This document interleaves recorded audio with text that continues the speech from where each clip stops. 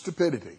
That's what we're going to talk about today on Strength for Today. This Thursday, August the 28th. I want to send out this program to Brother Scott Dean, and it's got nothing to do with the title of the message today. Stupidity. Proverbs chapter 19, verse 3. The foolishness of man preserveth his way. Man's unwillingness to search out the truth causes him to go to the unnatural way against the will of God and against the plan of truth.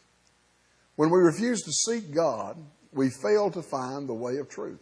If you're going to find the way of truth, you've got to seek it out in the Scriptures. You've got to fall on your knees and pray.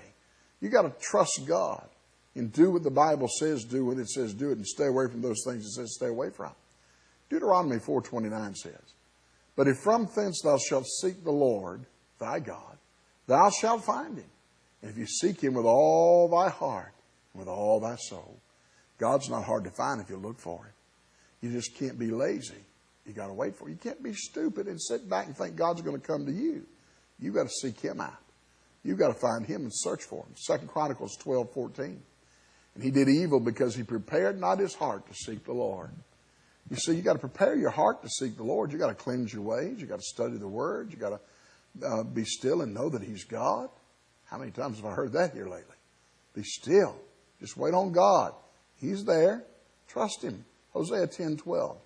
Sow to yourselves in righteousness and reap in mercy. Break up your fallow ground, for it is time to seek the Lord, till he come and rain righteousness upon you. When you seek the Lord, there's righteousness coming. There are good things down the road. Just wait.